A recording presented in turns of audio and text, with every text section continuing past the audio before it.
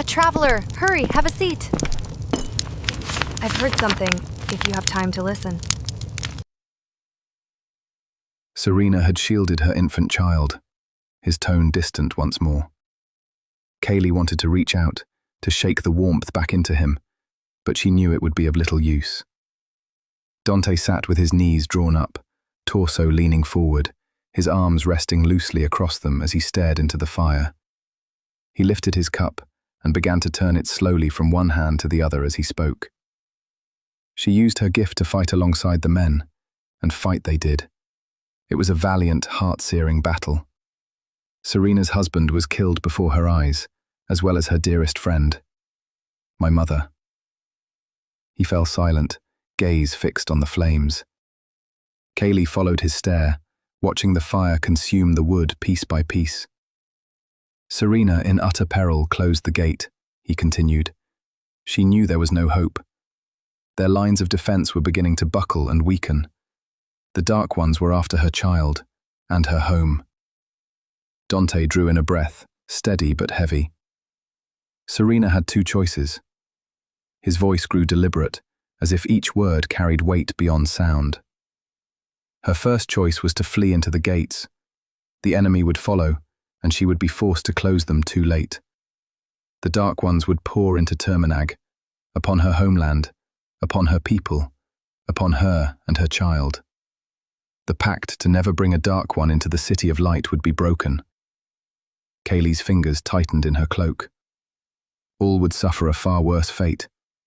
She would close the gates with a horde of Dark Ones inside, willingly leading them into the city to save the life of her infant. He paused again. Or her second choice, she could save her people, trap them safely within the city for all eternity. In doing so, she would sacrifice herself and her child, for Serena would never let them take her alive. She would never allow her baby to fall into evil hands. His voice lowered, raw now.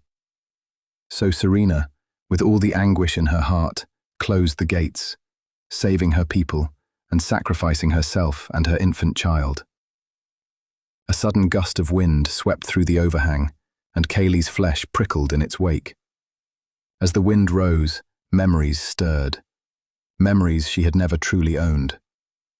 Kaighleigh could almost hear anguished cries, a woman screaming and bellowing her rage.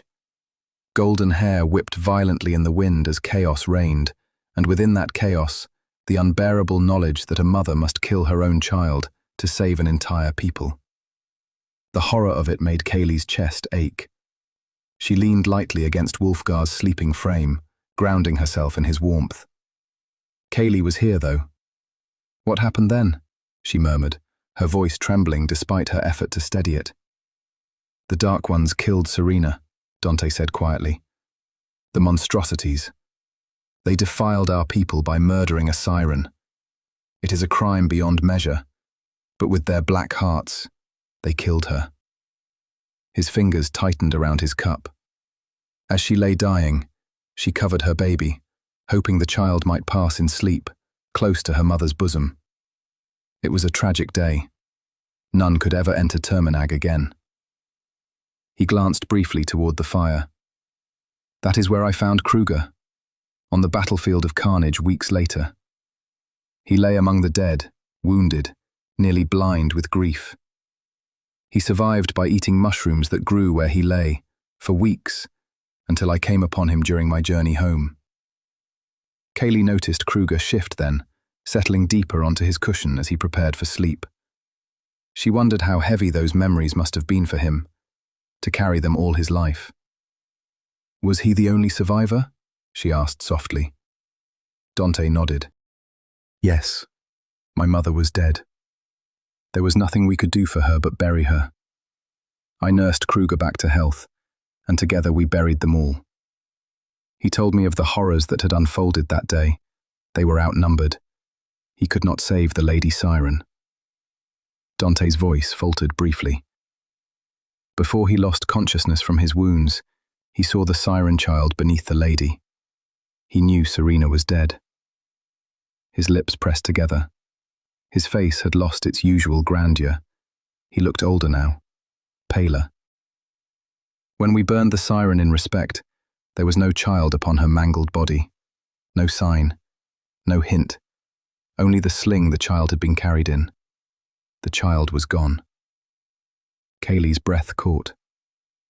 After we buried the dead, we searched. We believed they had taken her. Our hearts mourned. We thought our people were doomed. He lifted his gaze, something faint stirring there. But as the months dragged on, and we continued our search, the same stories were told across neighboring towns. The Dark Ones were searching for something. They came closer to night fires than ever before. Donte swallowed. An old crone told me, 6 months after I found Kruger. They look for a child, my boy. I hear them whisper in the night. A special child. Their stench haunts me in my bed. They say a child was taken from them. They will not speak who took her, for it is a crime even to utter his name. He nodded to himself. Then we knew. The last Seiren lived, and we had a chance to find her. Kruger vowed then, fiercer even than I. He had lost his soul the day Serena was killed and her child vanished. But when we learned the truth, his light returned. 10 years ago we discovered she was still on this continent. Donte's voice strengthened. We did not know where, only that she was here. And so we continued our quest. Along the way, as I have told you before, we found the others, in towns, in battle. They joined our cause. He hesitated. We made yet another discovery. Kaighleigh listened in stunned silence. These 7 men had searched for her, for 20 years, never giving up. And now they had found her, without knowing it. The enormity of it left her breathless. How could she have passed them by, passed all of them by? Wolfgar stirred, his soft fur brushing her arm as he breathed deeply in sleep. She looked down at him, his dark, sleek form nearly unreal beside her. Everything was crashing together now, what she had always known, and what she was only just beginning to understand. Wolfgar had once told her this, long ago. Only now did she grasp its meaning. He had shielded her mind, kept her hidden from intruders, protected her from the Dark Ones who hunted her. He had entered her thoughts, become her other half, diverting the truth of who she was. Kaighleigh's chest tightened.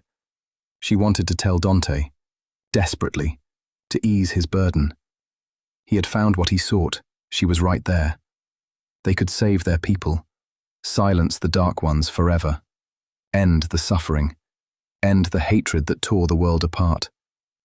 She was completely caught in the moment. Her pulse quickened, but then she remembered. Wolfgar. Kaighleigh forced herself to breathe more slowly. She had grown swept up in the moment and had nearly forgotten him. She looked to where he lay now, sleeping soundly, seemingly oblivious to the tension that had just passed between her and Donte. Long ago, Wolfgar had given up his life to save hers. He had been loyal to her all these years, protecting her, keeping her alive. She owed him her life, her love, her devotion. And yet Donte deserved the truth. But telling him meant accepting that she could never go back. Perhaps she could open the gate once, but she knew she could not live beyond it. The Dark Ones would find her. Even if the war ended, the hunt would not. Not so long as they knew where she was, watching her every waking moment. Kaighleigh sighed heavily. She was trapped between 2 worlds. 2 worlds she owed allegiance to. She owed her birth mother both distance and devotion, to stay away, and yet to safeguard the people she had locked behind the gates. That was what her mother had strived for, even over the life of her only child. Her thoughts twisted painfully inward. 2 sides of her warred against one another, neither willing to yield. But these ogres knew where the last Seiren was. Donte's voice pulled her back. She blinked, clarity returning to her eyes as she turned toward him. "The ones that came to my house?" she asked. He smiled, nodding slowly, hope flickering within him. "The ones who came to your house were scouts, likely searching for signs of what they sought." She knew that was not the truth. They had known she was there, and when they did not return, The others would travel on to Mainstay to search the city itself. We followed them to a small town not far from your home, Donte continued. They burned it to the ground. Kaighleigh stiffened. He noticed at once. We believe most of the people fled, he added gently, trying to ease her concern. He thought she feared for the town, and she did. She hoped for the people of Kaighleigh. But she also knew that town had burned years ago and been rebuilt stronger than before. Their spirit would endure again. Her true fear lay elsewhere. The ogres were heading to Mainstay, to the castle, to the king. Next time, the truth is getting closer. So is the danger. Kaighleigh now knows the Dark Ones have not stopped hunting the last Seiren, and Mainstay may be next. As the road carries them onward, secrets, duty, and loyalty begin to pull tighter around her throat. Because once the king is drawn into this war, there may be no safe place left to hide.